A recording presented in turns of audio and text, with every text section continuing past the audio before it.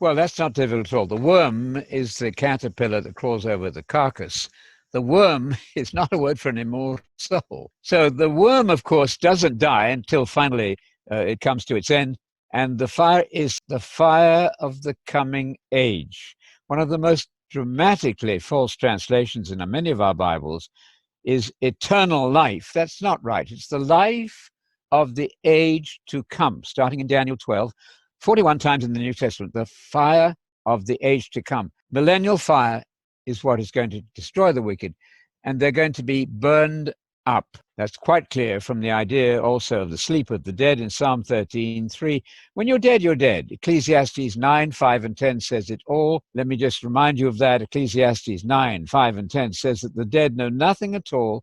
There's no activity whatsoever in Sheol or Hades, the gravedom of the world, all the graves thought of as one huge grave.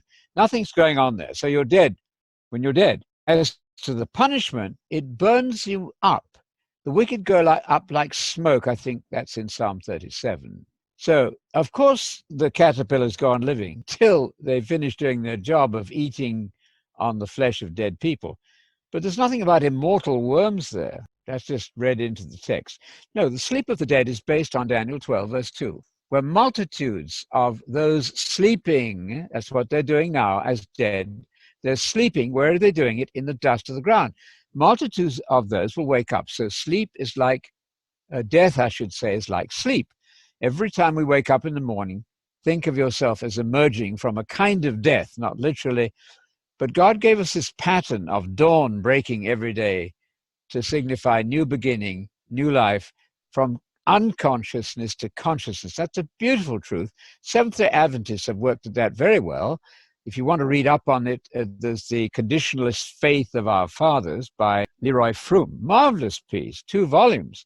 The whole history of the clergy in many, many denominations, including Luther, by the way, who believed this too.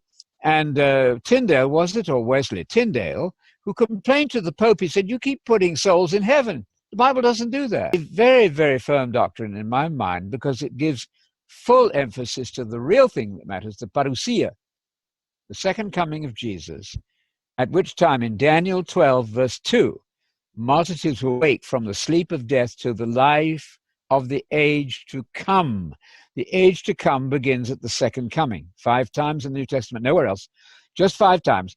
The age to come, and then you have the life of the age to come. So I must very respectfully disagree with Bishop Wright when he says that in the future we're going to get life after death. He added a bit in the middle there, it's not necessary at all. So respectfully of his tremendous scholarship generally, this is just false. You don't get life after death.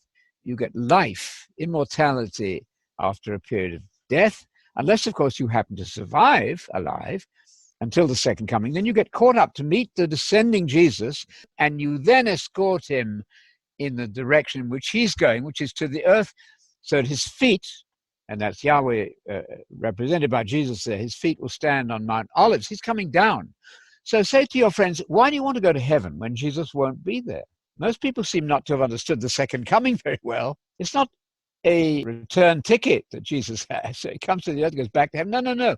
We seem obsessed with this going to heaven business. I don't understand that. Notorious cousin J.A.T. Robinson said, heaven in the Bible is nowhere the destination of the dying. Check that one out.